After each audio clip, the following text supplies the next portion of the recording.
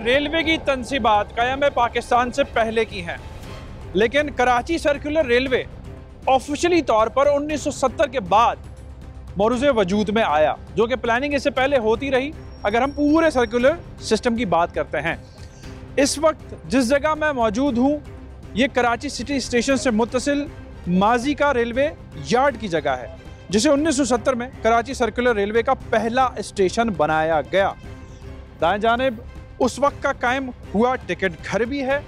इस जगह और इस केसीआर से मुताल्लिक जो अहम शवाहिद हैं वो आज के प्रोग्राम में हम आपके सामने रखेंगे, लेकिन सबसे पहले गुफ्तगू करेंगे उस शख्सियत से जिसने केसीआर का कराची सर्कुलर रेलवे की तारीख में पहला टिकट इस टिकट घर में फरोख्त किया।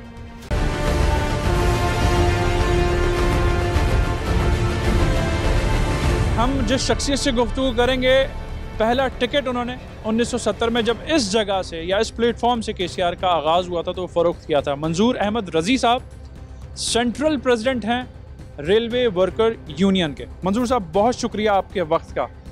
पहले तो मुझे ये बताइए, जिस जगह हम मौजूद हैं इस जगह की क्या सेहत है, क्या तारीख़ है? देखें, इत्तफाक है कि बाय द वे ये लोकल ट्रेन सर्कुलर की खड़ी है, जिसका इफ्तिताह अभी वज़ीर आज़म ने या उन्होंने किया था, रिसेंटली हुआ। तो ये खड़ी है इत्तफाक से। इसका टाइम 5:30 बजे और हम 5:30 बजे आ गए। लेकिन मुझे बड़ी खुशी है कि मैं कई बरसों बाद यहाँ पर आया हूँ। अच्छा। लेकिन पहला टिकट मैंने 1970 में जब दिया तो मुझे बड़ी खुशी हुई थी। उस ज़माने में चैनल वगैरह नहीं थे, PTV था, वो आया था, और रेलवे के जो वाइस चेयरमैन थे, DS थे, कमर्शियल अफसर, उन्होंने क्यू में खड़े होकर 8-10 लोग थे, 25 पैसे का टिकट लिया 1970। और यही कमरा है, वो कमरा ये एंट्री है। ये ब्रिज से भी आ सकते थे, इधर से भी आ सकते थे। यहाँ बेंचें पड़ी थी, वो ये वहाँ जगह नहीं। हम देख रहे हैं कि पुराने किस्म की लाइट लगी हुई है, लाइट लगी। और चूंकि ये प्लेटफॉर्म इसलिए दूर बना है कि सिटी स्टेशन पे प्लेटफॉर्म 4 थे। अच्छा। 1 और 2, 3 और 4, तो जगह नहीं थी, रेलवे का बिल्डिंग बनी हुई थी। तो केसीआर के लिए अलग से ये अलग से बनाया, रेलवे यार्ड में बनाया, ये रेलवे यार्ड में बनाया। ये रेलवे की प्रॉपर्टी, ये भी कुछ नहीं था। अच्छा। ये बैंक भी बाद में बनी है। अच्छा। तो ये सब बाद में बना। 13 ट्रेनें अप में जाती थी, 13 ट्रेनें डाउन में जाती, 26 ट्रेनें। 26 ट्रेनें। 13 ट्रेनों में कोई अंदाजन हम बता सकते हैं कि कितने लोग रोजाना की बुनियाद पर ट्रैवल कर सकते हैं? कभी सिर्फ वन साइडेड था या यहाँ से मरीज की तरफ तक था? हमारी को बड़ी बोगियाँ होती थी और हर बोगी में कम से कम 200 से 300-400 लोग आते थे। तो तकरीबन बेंच पे बैठे हुए कोई 150 लोग होते थे, खड़े हुए तो 200-250 लोग होते थे। एक डब्बे के अंदर 8 या 10 डब्बे होते थे। अच्छा। और तमाम भरे। अगर मैं लगा लूँ 200 और 150 तो तकरीबन कोई एक ट्रेन में नहीं, एक बोगी में, एक बोगी में 350। 350, तो आप लगा लें 8। तो ये तो बहुत ज़्यादा अच्छा नंबर। हाँ, और ये टिकट बिक रहे हैं जनाब। अच्छा, विदाउट टिकट का तस्वर ही नहीं था, क्योंकि 25 पैसे टिकट था। हर आदमी 100% टिकट लेता था। पैसे चौनी फेंकी और जनाब चौनी फेंकी और हमें टिकट दे दिया। टिकट प्रिंटेड होते थे, लिखा होता था। अब वो सर्कुलर में जहाँ मर्जी उतर जाए, लांडी मलिर उतर जाए या लांडी उतर जाए या नाजमा उतर जाए, औरंगी उतर जाए या यूनिवर्सिटी स्टेशन था वहाँ उतर जाए, उसके लिए अलाउ था। ठीक है। इसी तरह मंथली सीजन टिकट भी बनते थे। 7 रुपये 25 पैसे के, वो जितनी दफ़ा आए जितनी दफ़ा जाएँ। स्टूडेंट 7 रुपये 25 पैसे। हाँ बिल्कुल, 7। इसी तरह 4.5 रुपये का स्टूडेंट कंसेशन था, वो 10 दफ़ा जाएँ 10 दफ़ा आए। और ये बात है 1970 की। 70। और ये 70 से कब तक ऐसा चलता रहा? 75-76 तक चलता रहा। 75 तक रेलवे बड़ी प्रॉफिटेबल थी, न सिर्फ लोकल ट्रेनों में बल्कि जो मेल, एक्सप्रेस और मालगाड़ियाँ, और इसके बजट अलग होता था, इसका वजीर ही अलग होता था। पहले ये था कि जी सिर्फ ये यहाँ से केमाड़ी से और मलिर तक था, और फिर बाद में जो है वो इसको पूरा सर्कुलर को वो किया गया। तो वो कब और कैसे हुआ? ये हुआ था, अयूब खान का दौर था, पाकिस्तान तरक्की की तरफ जा रहा था, PIDC बनी, इंडस्ट्री लगी, तो उनके गवर्नर थे जनरल आजम खान। ठीक है। उन्होंने ये मनसूबा बनाया कि जो महाजरीन आ रहे हैं उनके लिए लांडी, कोरंगी, शारा फैसल, यहाँ पर लोगों को आबाद किया। जब आबाद किया तो मतलब कॉलोनीज बनाई गई। हाँ, कॉलोनी बनाई। जब आबाद किया तो उनको ज़रूरत महसूस हुई कि इनके लिए कुछ शटल ट्रेन चलाई, लोकल मेल गाड़ियाँ तो हमारी जाती थी, मेल लाइन क्लियर था। तो लांडी मलिर की ट्रेनें चलाई गई, लांडी से मलिर कैंट, लांडी तक और मलिर कैंट तक। ये कोई 28 ट्रेनें अप में जाती थी, 28 डाउन में, वही 25 पैसे टिकट में आप जाएँ। ठीक है, मतलब ये 56 अलग थी और वो 26 अलग थी। ये इधर की थी, वो उधर की थी। इस तरह वो जाते थे। उसके बाद जनाब अली अब उन्होंने मनसूबा बनाया कि भाई इसको कंप्लीट किया जाए। तो वजीर मेंशन तक घूम के आ जाती थी। वजीर मेंशन जो हमारा ये टावर के पास है, तो वहाँ तक वो आ गया था। अब उन्होंने बोला इसको लिंक करना है कराची सिटी से, तो उधर जगह नहीं थी। प्लेटफॉर्म। तो ये दूर जगह यार्ड हमारा था, रेलवे ज़मीन हमारी थी, तो ये 5-6 नंबर बनाया गया। और इस तरह बीच में एक स्टेशन वजीर मेंशन के बाद बनाया गया जिसका नाम है कराची पोर्टर्स। ठीक है। तो 95 तक ये कारआमद रहा। उसके बाद इसके टिकट 2 रुपये कर दिया गया, फिर 5 रुपये कर दिया गया, और फिर बगैर प्राइवेट लोगों ने मेरे ख्याल से 10 तक नहीं, प्राइवेट लोग का तस्वुर नहीं था, बहुत कम था। लेकिन ये कि चलता रहा और हालात जो थे वो ख़राब हो गए। लोग बगैर टिकट भी जाने लगे। पहले रस्सी बांध देते थे अगर बगैर टिकट होते थे, और 100 रुपये जुर्माना होता था, तो वो भी। और गाड़ियाँ वक्त पे नहीं आने जाने लगी, जिसकी वजह से जब ये परवेज़ मुशर्रफ आया तो इसका वज़ीर जो है जावेद अशरफ काजी, वो इसका बॉस था परवेज़ मुशर्रफ का। वो पहले रेलवे का चेयरमैन बना, बाद में वो रेलवे का वज़ीर बना। उसने स्टडी की मेल ट्रेनों की, और फिर बोला ये लोकल ट्रेनें कैसे चलती सर्कुलर। उसने कहा इसको तो बंद करो, ये खसारे में जा रही है, क्योंकि तेल हमारा जलता था, इंजन जाता, बोगियाँ जाती थी। तो 99 के अंदर ये दिसंबर में 99 में इसको क्लोज कर दिया गया। और उसके बाद से ये पूरा का पूरा एरिया, अगर मैं औरंगी की बात करूँ, नाज़ाबाद की बात करूँ, लियाकताबाद, या जो गिलानी रेलवे स्टेशन जिसका शायद माजी में यूनिवर्सिटी रोड के नाम से इसका नाम था, तो यहाँ इंक्रोचमेंट्स हो गई भाई। वो जब बंद हो गया तो लोगों ने इंक्रोचमेंट कर लिया, बाजू ने फैक्ट्रियाँ बना ली। आज हो गए 21 बरस, तो 20 बरस से ये बंद है, 21 बरस से। अब इन्होंने चलाया जनाब, प्राइवेट सेक्टर में चलाएंगे, तो वो आ गए जनाब और बिजली से चलाने की बात हो रही है। वो तो बाद में करेंगे। बिजली से हमारी ट्रेन चलती थी ना यार, खानेवाल टू लाहौर, ये बिजली से चले तो जब की बात है। अब तो आपको लगता है कि जो अभी तक दावे और वादे हुए हैं वो रियलिस्टिक हैं अब के सूरत हाल में? मुझे नहीं लगता। क्यों मुझे नहीं लगता? इसलिए कि मैंने तो उस पर बार बार कॉलम भी लिखे, अखबारात में, टेलीविजन में इंटरव्यू दिए, और हर दफ़ा उम्मीदों पे पानी फिर गया। अब पता नहीं इमरान खान ने जो वादा किया है रियासत मदीना के साथ साथ सर्कुलर रेलवे पे, और 207 अरब रुपये इस पर खर्च होगा। 50 अरब तो सिर्फ वो क्रॉसिंग पे खर्च कर रहे हैं। अच्छा। अब जबकि हमने जब नेमतुल्ला यहाँ पर थे, सर्कुलर रेलवे से बात की थी हमने, तो उनको हमने कहा था जनाब हम 6 महीने तक फ्री काम करेंगे। 2005 या 4 की आप बात बता रहे हैं। बिल्कुल। तो वो नेमतुल्ला बड़े खुश हुए थे। हमने कहा 6 महीने में आपको रिटायर्ड बुकिंग ये सब देंगे। उन्होंने बोला उनके दौर में भी शुरू नहीं हो सका। तो फिर ये जो बाद में शुरू हुआ, और वो जो आया शौकत अजीज, उसने भी यहाँ सिटी पे इफ्तिताह किया, मुझे रोक दिया गया। महमूद शाम सारे, मैंने कहा कि भाई सर्कुलर रेलवे नहीं है ये, तो पहले से लोकल ट्रेन का रूट, लोकल के अलावा भी मेल ट्रेनें जा रही है ना। वैसे अभी रिसेंट पास में शेख साहब ने भी एक दफ़ा किया था। हाँ, फिर शेख रशीद ने किया। अभी तीसरी दफ़ा वज़ीर आज़म ने किया, लेकिन उस दिन बारिश भी हो गई थी। हमने जाना था, मैंने एहतजाज करना था कि भाई क्या है। अच्छा। लेकिन बारिश हो गई और उसने अंदर नहीं गया प्लेटफॉर्म पर। ये भी आपने टीवी में नहीं दिखाया। अच्छा। वो बाहर ही जो कार पार्किंग है वहाँ पर वो लगा के टेंट वगैरह, और वहाँ इफ्तिताह करके चले गए। तो उम्मीद बनती है कि अगर ये 207 अरब और 50 अरब रुपये क्रॉसिंग पे लग रहे हैं तो शायद चल पड़ेगी, उम्मीद लगती है। मंजूर साहब बहुत शुक्रिया, बड़ी अहम मालूमात हमें मंजूर साहब ने तारीख़ी मामलात के हवाले से दी, स्पेशली जब इसको इस जगह से इनाग्रेट किया गया था माजी में, और किस तरह से चली, और अब के मामलात से या अब की जो इनाग्रेशन हैं उससे वो क्या एक्सपेक्ट करते हैं। यहाँ पे जो ट्रैवल करने वाले लोग हैं इनसे भी हम बात करते हैं। भाई कैसे हैं? ठीक है। इसमें रेगुलर सफ़र करते हैं? जी हाँ, रोज़ाना डेली करते हैं। ये यहाँ से राइट टाइम चलती है, कैंट पे जाने के बाद जो है ये 6:50 पे रवाना होती है। यहाँ खड़ी कर रखते हैं इसको। अच्छा। मेल टर्न को पहले अजियत देते हैं। सर अस्सलाम वालेकुम, कैसे हैं? सफ़र बहुत अच्छा है, कंफर्टेबल है, साफ़ सुथरी है, ये मैं देख रहा हूँ। जी जी। लेकिन इंतज़ार बहुत ज़्यादा करना पड़ता है, आपकी क्या राय है? अगर इंतज़ार करना पड़ता तो कोई ऐसा मसला नहीं है। अच्छा। कि उससे तो बेहतर है जो पब्लिक ट्रांसपोर्ट है। अच्छा। उसमें तो लटक के जाना पड़ता है, जगह भी नहीं मिलती। जगह भी यहाँ तो खुले खुले बैठे आराम से। मेरे ख्याल से कोरोना एसओपी को सही मायनों में यही फॉलो किया जा रहा है। फॉलो किया जा रहा है।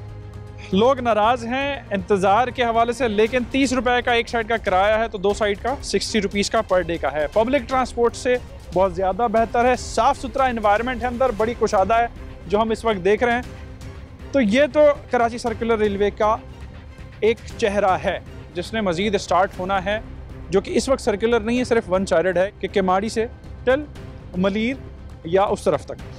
बाकी एरियाज़ की क्या सूरत हाल है वो हम प्रोग्राम के अगले हिस्से में आपको दिखाएंगे, और मुख्तलिफ मज़ीद माहिरीन की राय भी आपके सामने रखेंगे कि जो इस वक्त आबोताब के साथ KCR का एक बार फिर से संगे बुनियाद रखा गया है वो किस हद तक रियलिस्टिक है, लोगों की क्या राय है, स्टेक होल्डर इसके बारे में अपनी क्या राय रखते हैं।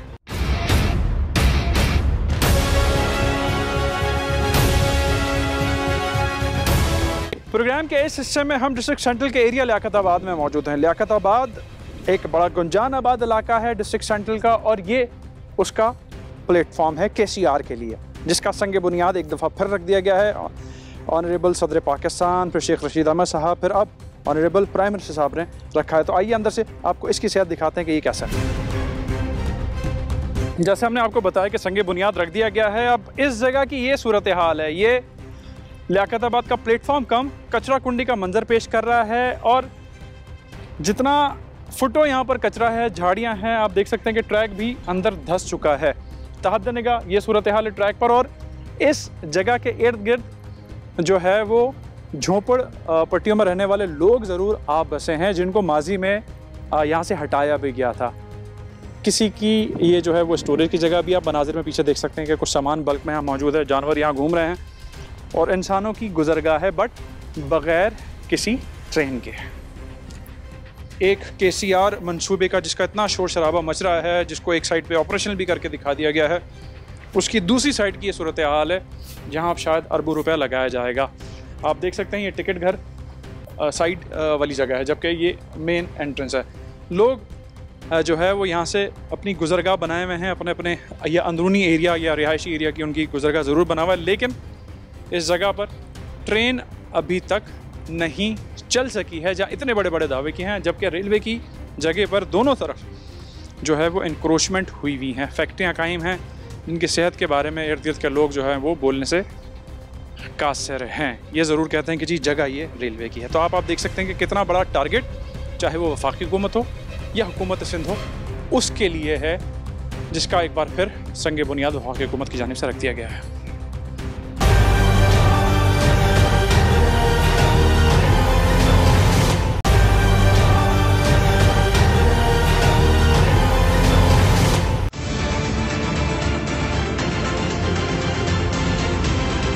जी इस वक्त हम लियाकताबाद प्लेटफॉर्म के बाद गरीबाबाद के उस हिस्से में मौजूद हैं जहां एक कदम की दूरी पर ट्रैक है, और इस तरफ मैं आता हूं तो वो सड़क के नीचे दब चुका है, जबकि इस सड़क के उस तरफ ट्रैक का कोई नामो निशान नहीं है। ताहम यहाँ रेलवे की तनसीबात ज़रूर मौजूद हैं जो ये बताती हैं कि माजी में यहाँ से किसी वक्त में अच्छे वक्त में ट्रेन गुजरा करती थी जो सर्कुलर रेलवे होती थी। अब ये यहाँ से गुलशन और गुलिस्तान जौहर की तरफ जाने वाला ट्रैक है जो गिलानी स्टेशन को कनेक्ट करता है। ताहम यहाँ पर इस वक्त ताहद निगाह दोनों तरफ, चाहे ये वाली तरफ हो चाहे उस वाले हिस्से में हो, इंक्रोचमेंट की बहुतात हैं जो गाहे बगाहे मुख्तलिफ ऑपरेशंस में हटाई गई हैं। यहाँ पे हमने मुख्तलिफ लोगों से बात करने की कोशिश की है, ऑन रिकॉर्ड कोई नहीं आना चाहता।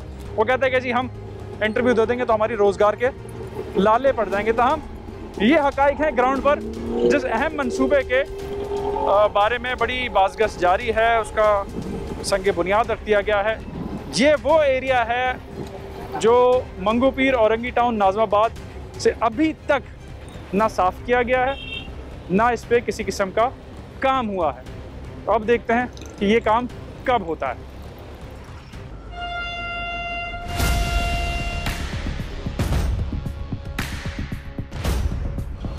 जी KCR पे कुछ लोग जो है वो बात करने के लिए मुत्तफिक हुए हैं, तो हम इनसे बात कर लेते हैं। अस्सलाम वालेकुम चाचा, गरीबाबाद में कब से रहायश पजीर हैं आप? सरकार मेरी पैदाइश ही यहीं की है। तो यानी कि आपने KCR चलते तो देखी होगी?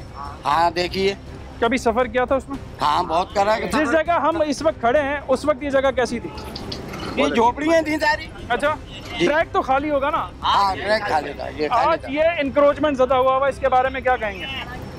इसके बारे में मैं क्या कहूँ, सब अपनी रोजी रोजगार कर रहे हैं भाई, हम भी कर रहे हैं यहीं। अच्छा हाँ। तो चाचा अब इसके बारे में तो बड़ा ऊपर से हुक्म आ गया कि जी साफ करो और इसको चलाना है, तो आपको लगता है चल जाएगी? नहीं साहब नहीं चलेगी। मुझे नहीं लगती। हाँ? नहीं चलेगी। क्यों? मसला ये है, हमने काफी टाइम से देख रहे हैं, काफी टाइम रोड तुम लोगों से बन नहीं रहे, वो बोल रहे हम ट्रैक बनाएंगे, पहले रोड तो सही कर लो। जगह जगह नाले बह रहे, गटरे बह रहे, पानी जगह जगह पड़ा हुआ है, ट्रैक तो बात की बात है। एक सिर्फ 11 पैसा ले जो ये लोग साफ करते हैं, क्योंकि वो VIP का रोड है। अच्छा, गरीब आदमी का कोई कराची के अंदर रोड नहीं है। अच्छा, वैसे बड़े दावे किए जा रहे हैं वफाकी हुकूमत की तरफ से, हुकूमत सिंध की तरफ से कि मास ट्रांजिट देंगे और सर्कुलर रेलवे आवाम को आसानी मिलेगी। आप समझते ही होगा ये आज़ादी, ये ऊपर की आज़ादी देंगे। आज़ादी नहीं, आसानी। आप कोई आसानी नहीं होगी जिंदगी के अंदर। बुढ़े लोग 55 साल उम्र हो गई, आज तक तो कोई आसानी नहीं दी। सर वैसे ही ट्रैक में इतनी जगह प्लॉटिंग और प्लाजे बन गए, नहीं है, कोई फायदा नहीं है। यहाँ लाखों अरबों रुपए लगने के बाद ये कोई नहीं चलेगी गाड़ी। इससे बेहतर है जो ये प्लाटिंग जो पड़ी हुई इसको करके जो है आदमी अरबों रुपए का जो है हमारे रोडों को नाले वगैरह। ये तो टेम्परेरी बैठे हुए हैं, जब काम हो इंतजार कर रहे हैं। हाँ बिल्कुल, आप लोग आओ। जी साहब, आप कुछ कहना चाहते हैं? हाँ, ये तो हट जाएगी सब जगह, जब बोलोगे जब हट जाएंगे। खाली हो जाएगी ना? खाली हो जाएगी। तो खाली पहले भी हो गई थी, लेकिन उन्होंने बोला टाइम है, खाली हो जाएगी। तो खाली पहले भी हो गई थी, टाइम है। चाचा, गरीब लोग परेशान है, तुमने को प्लान अपना बनाया है रेलवे चलाने, जो भी करना कर आगे जान छोड़ो यार। सालों हो गए ऐसे कचरा घरों के आगे पड़ा हुआ। ठीक है, जो कुछ करना है जल्दी करें। बड़े बड़े दावे हो रहे हैं, वादे हो रहे हैं, लेकिन काम नहीं हो रहा।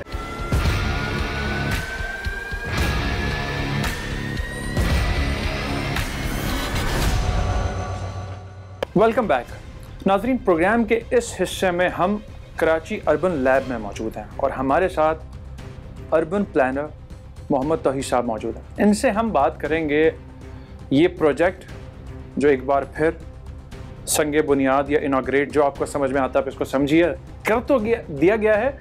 क्या ये इस टाइम ड्यूरेशन में मुकम्मल हो जाएगा? इस शहर की हालत ऐसी है, वो हम मोहम्मद तौहीद साहब से जानेंगे। सर, बहुत शुक्रिया आपके वक्त का। सर, एक बार फिर बड़ी तकरीब इस शहर में हुई, लोग आए, बड़े लोगों की बैठक लगी, ऐलानात हुए। 3 साल में KCR आप समझते हैं कि ऑपरेशनल हो जाएगा जो शहर की इस वक्त हालत? देखिए, इस वक्त जो सूरत हाल शहर की अगर हम मजमूई तौर पर देखें और ख़ास तौर पे KCR के ट्रैक को देखें तो सिचुएशन बहुत कॉम्प्लेक्स है। टेक्निकल जो है वो गैप्स बहुत ज़्यादा हैं। जैसे कि सिर्फ अगर हम KCR के मौजूदा रूट की बात करें तो 24 लेवल क्रॉसिंग्स हैं जिनको डील करना है। कि अगर वहाँ पे एट ग्रेड बनाते हैं तो वहाँ पे फाटक लगाने पड़ेंगे और शहर कराची का जो ट्रैफिक है वो 24 प्लेसेस पर जो डिस्टर्ब होगा। लेकिन अगर जैसे कि प्राइम मिनिस्टर इमरान खान साहब ने कहा कि हम इसको जो है वो 29 किलोमीटर एलिवेटेड रखेंगे और इस तरह होगा, तो एलिवेटेड में 2 मसले हैं। एक तो टाइम फ्रेम बढ़ जाता है आपका, फिर आपका जो इन्वेस्टमेंट है उस पर वो जो है वो 3-4 गुना हो जाता है। शहर कराची में एक लोकल ट्रेन चला करती थी जो मेन ट्रैक पे चलती थी, ये उसी की एक मॉडिफाइड शक्ल है जिसको व्हाइट कलर कर दिया उन डब्बों पर और कहा हमने कहा जो सिर्फ एक वर्टिकल या हॉरिजॉन्टल एक ट्रैक था वो पूरा, not actually the circular train, जो कि इस जो रूट की हम बात कर रहे हैं कि इस रूट को ही जो है वो फुलफिल कर सके। आइदर ये रूट जो है 1960s के हिसाब से डिजाइन हुआ था, उस वक्त कराची की ज्यादातर पॉपुलेशन जो है वो इसी सराउंडिंग में मौजूद थी या पहले इसके अंदर मौजूद थी, ठीक है।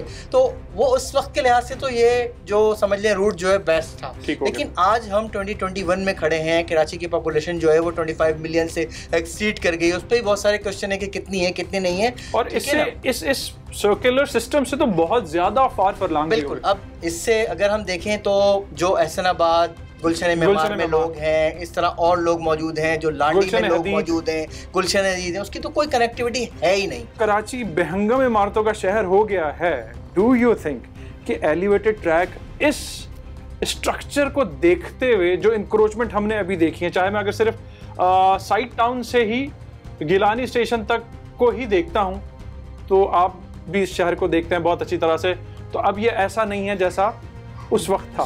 2 कंपोनेंट आप याद रखें। अभी इस वक्त ये कि 29 किलोमीटर एलिवेटेड है, उसमें से 44-45 किलोमीटर में से ठीक है ना, मोर देन हाफ 50% एलिवेटेड आ गया, दूसरा इलेक्ट्रिक का आ गया। अब इन 2 चीजों के साथ में पूरा इंफ्रास्ट्रक्चर डिफरेंट हो जाता है as compare to the previous one. पहले 8 ग्रेड थी जिसकी वजह से ये कहा गया था कि लास्ट टाइम कोर्ट की हियरिंग में, क्योंकि हमने कराची अर्बन लैब के साथ इस KCR के साथ में लैंड डिस्प्लेसमेंट पे 2 ईयर का एक कॉम्प्रहेंसिव प्रोजेक्ट कंडक्ट किया है, जिसमें KCR की 28 साइट को हमने क्लोजली विजिट किया, दिन रात हम वहाँ मौजूद रहते थे। क्या फिर आपकी फाइंडिंग्स हैं? फाइंडिंग ये आई है कि जी 2018 में जो है 1100 के करीब खानदानों को बेघर किया गया था, जिस पे 2019 में 9 मई 2019 में सुप्रीम कोर्ट ने फैसला दिया कि जी इनको जो है वो सिंध गवर्नमेंट रिहेबिलिटेट करे, लेकिन वो रिहेबिलिटेशन आज तक मटेरियलाइज नहीं हुई। तौहीद साहब बहुत शुक्रिया, बहुत अहम पॉइंट्स को तौहीद साहब ने रेज किया है।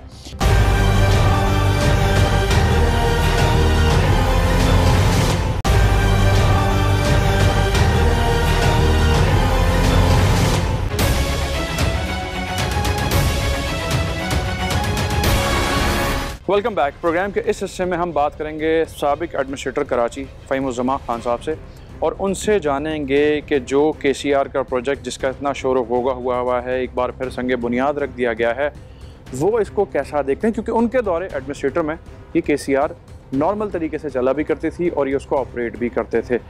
आज इतने सालों के बाद क्या ये प्रोजेक्ट फिजिबल है, और अगर है तो कैसे? क्योंकि रिसेंटली उन्होंने एक आर्टिकल भी लिखा और इसमें काफ़ी नुकात उन्होंने इस KCR के हवाले से डिस्कस किए हैं, वो हम इनसे पूछेंगे। फ़हीम साहब बहुत शुक्रिया आपके वक्त का।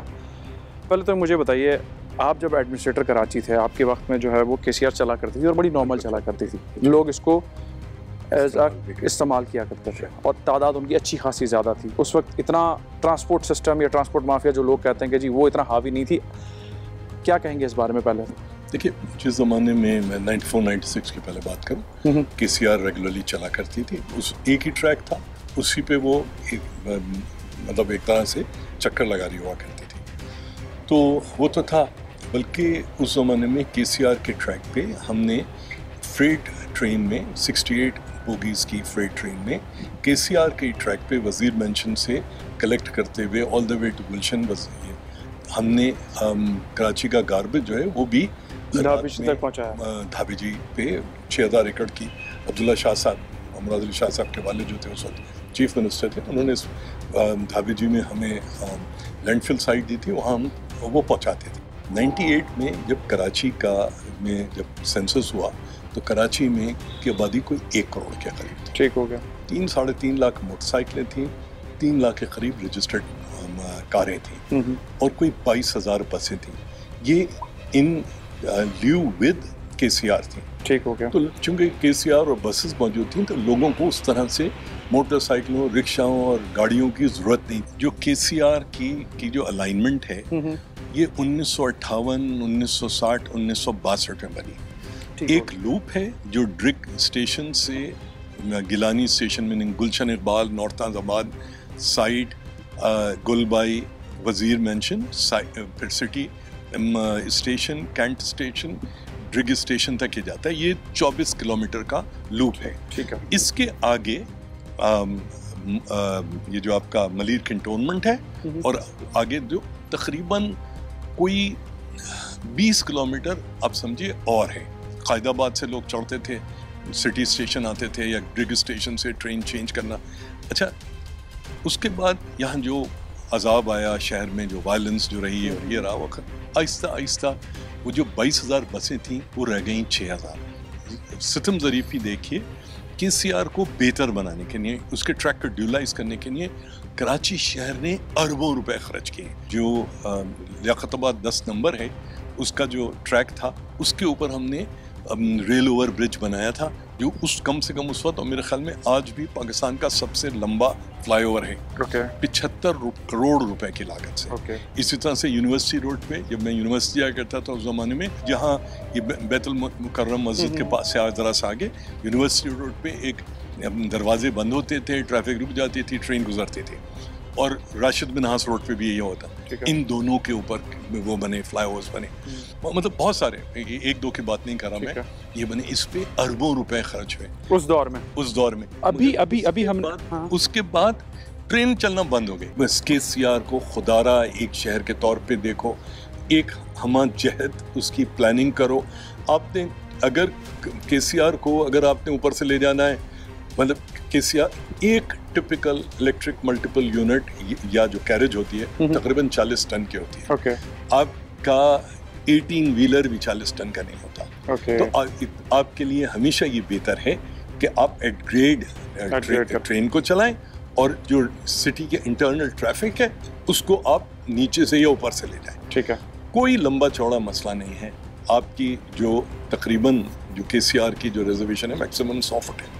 100 फुट के लिए आपको 100 फुट मजीद चाहिए, यानी 300 फुट 400 फुट का आपको एक ग्रेडियंट चाहिए 15 फुट के उसके निकालने के लिए। ठीक। अच्छा देखिए, एक उसके बाद जब वो ख़त्म हो गया, जापानी सर मार मार के चले गए, मगर कराची तो सुसेला है ना, कराची को कोई कुछ देने को तैयार नहीं। आपको 500 किलोमीटर की स्पीड नहीं चाहिए, आपको दुनिया की मॉडर्न तरीन सिस्टम नहीं चाहिए, आपको एक एफिशिएंट सिस्टम चाहिए। मैंने आपके आर्टिकल में ये भी चीज़ देखी थी कि जी 6 मिनट के डिफरेंस से अगर वो चलती है तो तकरीबन कोई 24 जी चार कैरेजेस की 24 आपको, ये अगेन मेरी नहीं है, ये जायका की स्टडी कहती है, जापानीज ने की। 5 साल लगा के उन्होंने इस पे काम किया है, डिटेल्ड स्टडी, और कमेंडेबल स्टडी है वो, लेकिन वो वेस्ट हो गई 2013 वो शेल्फ हो गई यू नो। कराची है ना, अगर पिंडी, लाहौर, इस्लामाबाद होता तो नहीं, अब तक चल रही होती। इससे अंदाज़ा होता है कि कितने बड़े बड़े काम हुए, कितने बड़े बड़े जो है वो इसके ऊपर स्टडीज़ हुई हैं और वो शेल्फ हुई हैं। अब 2021 में जो संगे बुनियाद रखा गया है, फ़हीम साहब, how do you see this? कोई सियासत की नज़र होगा या हो सकता है? किस चीज़ का संगे बुनियाद रखा गया है? 1958 1960 में कराची सर्कुलर रेलवे का संगे बुनियाद रखा था। उसका स्ट्रक्चर भी आज तक मौजूद है। पहला टिकट जिस टीटी ने इशू किया था और जुल्फ़िकार अली मेरे ख्याल में भुट्टो साहब को ही वो हुआ था, ठीक है, वो जिंदा हैं आज भी, मौजूद हैं। देखिए वही सर्कुलर रेलवे का ट्रैक है, वही अलाइनमेंट है, ठीक है, वही मेन लाइन के साथ कायदाबाद कनेक्टिविटी है उससे। लेकिन सर्कुलर में कहीं कहीं जगह इंक्रोचमेंट्स हो चुकी। देखिए पहली बात 1958 1960 1968 में जो पाकिस्तान रेलवे ने कराची सर्कुलर रेलवे की अलाइनमेंट रखी थी, वो इसलाह असर की थी कि ये अभी एक ट्रैक है, फिर ये 2 होगा, 2 से ये 4 होंगे, आबादी बढ़ेगी, एफिशिएंसी होगी। देखिए 2 ट्रैक्स के लिए जो जायका ने फॉर्मेशन विड्थ पोल टू पोल थी वो 12.6 मीटर्स थी, ठीक है, और उन्होंने कहा था 6-6 मीटर इसके दोनों तरफ आप वो कर दीजिए सर्विस रोड। ट्रेन खुदा न खास्ता कभी डीरेल हो जाए, कभी इमरजेंसी में लोगों को निकालना पड़े, कोई ट्रेन खराब हो गई तो स्पेस हो, वो 6-6 मीटर की रखी थी। ये बनकर 25 मीटर बनते हैं। आप मेरे साथ ट्रैक के ऊपर चलो, अगर आज की 25 को अगर आप, सर हम वहीं से होकर आप तक आ रहे हैं, अब ऐसा नहीं है, नहीं मगर जगह सर, अब मैं आपके साथ फिर मैं कहता हूँ, आप मेरे साथ चलो, फीता लेके चलो। 25 मीटर का मतलब हुआ 3 से अगर मल्टीप्लाई कर दें तो 3 पंजे 15, 3 दूनी 6, 75 फीट। अगर 80 और 100 फीट से कहीं पर आपको जगह कम मिले, आप मुझे एम्प्रेस मार्केट पर चल के लटका दीजिएगा, वो आपको 80 और 100 फुट नज़र नहीं आती, आप समझते। और देखिए जो इंक्रोचमेंट्स हुई भी हैं, जो छोटी मोटी हैं, किसी का छोटा सा घर है, किसी का छोटा सा वो, ये कोई लंबी चौड़ी चीज़ नहीं। आप लियाकताबाद की तरफ तो फैक्ट्रियाँ लगी हुई हैं सर, तो अगर कहीं पर किसी फैक्ट्री ने इंक्रोच किया हुआ या उसकी अपनी ज़मीन भी आपको चाहिए, आप ले लीजिए, क्या मसला है? एक प्रॉपर तरीके का, एक प्रॉपर तरीके के कार के तहत। अच्छा देखिए, फिर ओवरऑल स्कीम ऑफ थिंग्स में कॉस्ट देखिए आप, मैंने तो जो कैलकुलेट किया था वो 15 से 20 अरब रुपए की कॉस्ट थी। मैंने जायका ने IUC 60 IUC प्रोफाइल है 60 kg पर मीटर की जो ट्रेन है, वो मतलब जो रेल की पटरी है, वो आप उसकी मैंने बाकायदा चाइना से कोटेशन ली थी, उसके हिसाब से वो पैसे देख लीजिए आप, जो दोनों तरफ फेंसिंग नहीं, वो कुछ, ये तो मेरे हिसाब से 15-20 अरब रुपए से ज्यादा की कॉस्ट नहीं है, और बहुत अहम बात है। और देखिए पाकिस्तान का रेलवे कैरेज फैक्ट्री LFB ने बनाई थी, ठीक है, वही चिनाई रेलवे कैरेज फैक्ट्री की का पार्टनर है। आप बड़े आराम से LFB को लाके उनके साथ, पाकिस्तान रेलवे कैरेज फैक्ट्री के साथ करके यहाँ पर ये EMUs बना सकते हैं। फ़हीम साहब बहुत शुक्रिया। टीम हम आवाज़ को फ़हीम साहब का पॉइंट ऑफ व्यू हमने लिया और आपके सामने रखा। कॉस्ट मिनिमल रिक्वायर्ड है। अब जो किकबैक्स की बात है बड़ी अहम है। वज़ीर ट्रांसपोर्ट की तरफ हम रुख करते हैं, क्योंकि जब इसका संग बुनियाद रखा गया तो उनके बयानात हमने इस हवाले से देखे। ताहम वज़ीर आज़म साहब ने ये ज़रूर कहा है कि हुकूमत सिंध की सपोर्ट के बगैर ये मुकम्मल नहीं किया जा सकता। उनका पॉइंट ऑफ व्यू आपके सामने रखते हैं, लेकिन एक छोटे से ब्रेक के बाद।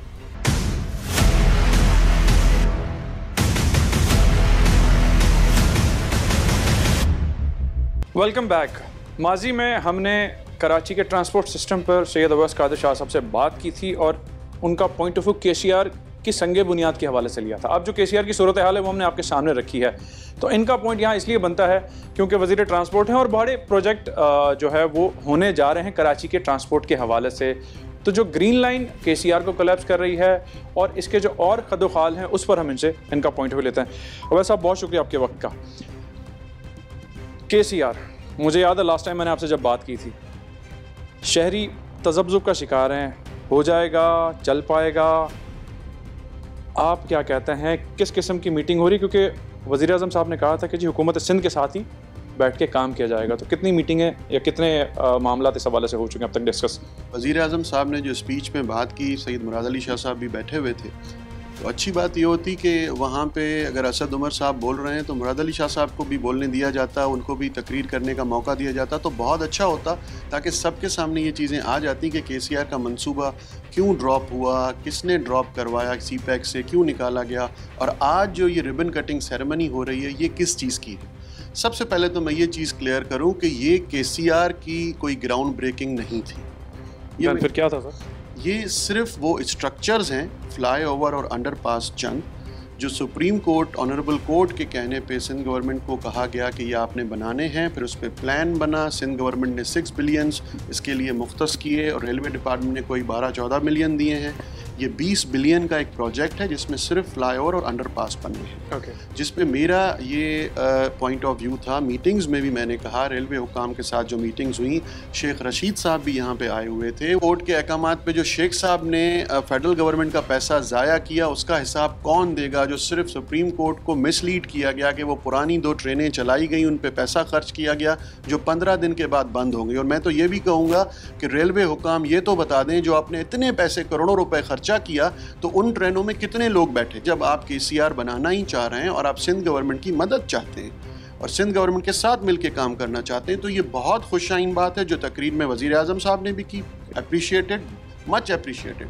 माजी में भी हम कमेटीज़ बना चुके हैं, हम लोग बॉटल नेक्स को दूर करने के लिए बैठ चुके हैं, लेकिन वज़ीर आज़म साहब के जो यहाँ पे नुमाइंदगान आते हैं, मिनिस्टर साहिबान, अगर वो कुछ अच्छे लोग, पॉजिटिव माइंडेड लोग यहाँ पे भेजें तो सिंध के बहुत से मसाइल हल हो सकते हैं। हम तो कहते थे कि कोई भी गवर्नमेंट अकेले इतने बड़े प्रोजेक्ट्स या कोई भी गवर्नमेंट इतने सारे काम नहीं कर सकती। माजी के आप उनके भी स्पीचेस उठा लें, उनके जो वज़रा आते हैं यहाँ पे और आके बैशिंग करके चले जाते हैं, जो आज तक अपने हलकों में नहीं गए, वो यहाँ पे आके सिंध गवर्नमेंट को क्रिटिसाइज़ करके चले जाते हैं। लेकिन अल्हम्दुलिल्लाह जिसकी नीयत साफ़ होती है उसकी कुदरत भी उसका साथ देती है। वज़ीर आज़म साहब की स्पीच ने सारी चीज़ें क्लियर कर दी। ओके, कुदरत तो साथ दे रही है, लेकिन जो चीज़ें हमने एक्सपर्ट से बात की है ना, कि एक तरफ मुख्तलिफ लाइन्स का प्रोजेक्ट, ग्राउंड ब्रेकिंग और उनका चलना, और फिर KCR, क्योंकि जब ये KCR पुराने ट्रैक को हम देखते हैं तो आबादी और शहर बड़ा कॉन्ट्रैक्टेड था, अब बहुत एक्सपेंड हो चुका हुआ है, तो शायद ये इतना फिजिबल नहीं है। देखिए, सबसे पहली बात तो मैं दोबारा ये क्लियर करूंगा जो मैं उस दिन से कह रहा हूँ कि ये KCR की ग्राउंड ब्रेकिंग थी ही नहीं। ये प्रोजेक्ट के लिए आए ही नहीं थे। ये उन फ्लाईओवर्स और अंडरपासेस की रिबन कटिंग सेरेमनी है,